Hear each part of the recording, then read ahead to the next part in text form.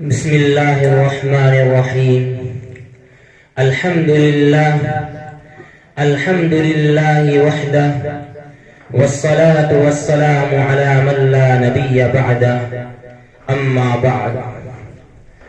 دل سے نکلے گی نہ مر کر بھی وطن کی الفت، دل سے نکلے گی نہ مر کر بھی وطن کی الفت، میری مٹی سے بھی خوشبو وفا آئے گی۔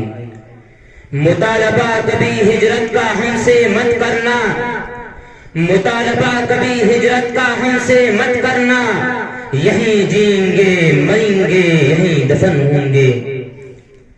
محترم مہمان اعزام، اساتذہ کرام اور میرے طالب علم ساتھیوں، سب سے پہلے تو میں آپ حضرات کو آج ملک کے 72ویں یوم جمہوریہ کی مبارکباد پیش کرتا ہوں۔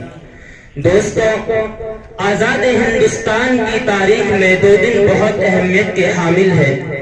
ایک 15 اگست جس میں ملک انگریزوں کے چنگل سے آزاد ہوا، اور دوسرا 26 جنوری جس میں ملک کی بقا و سالمیت کے پیش نظر سیکولر جمہوری قوانین نافذ کی گئی۔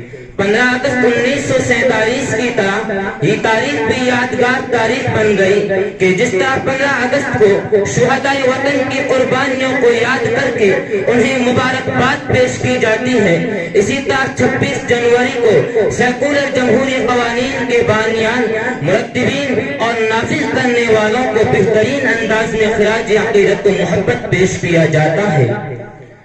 سامعین، جیسا کہ آپ کو معلوم ہے، اس ملک کے جمہوری قوانین کو ترتیب دینے کے لیے ڈاکٹر بھیم راؤ امبیڈکر کی صدارت میں 29 اگست 1947 کو 7 رکنی کمیٹی تشکیل دی گئی، جس کو ملک کا موجودہ قانون بنانے میں کل 2 سال 11 ماہ اور 18 دن لگے۔ دستور سال اسمبلی کے مختلف اجلاس میں اس نئے دستور کے ہر شق پر کھلی بحث ہوئی۔ پھر 26 نومبر 1949 کو ایک مختصر اجلاس میں تمام ارکان نے اس نئے دستور پر دستخط کر دیا۔ میرے عزیز دوستوں، ملک کے اس دستور سال اسمبلی میں مسلمانوں کی نمائندگی بھی اچھی خاصی تعداد میں تھی۔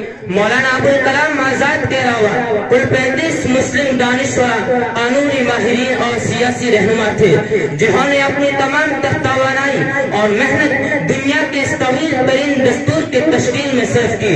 مگر یہ ایک تلخ حقیقت ہے کہ جس طرح منصوبہ بندی کے ساتھ تحریک آزادی کے مجاہدین میں مسلمانوں کے ناموں کو نکال دیا گیا اور اب گنے چنے چند نام رہ گئے ہیں، کتابوں، نصابوں اور تعلیم گاہوں سے لے کر تقریبات، اجتماعات اور قومی جلسوں تک سے مسلمانوں کے ناموں کو نکال دیا گیا۔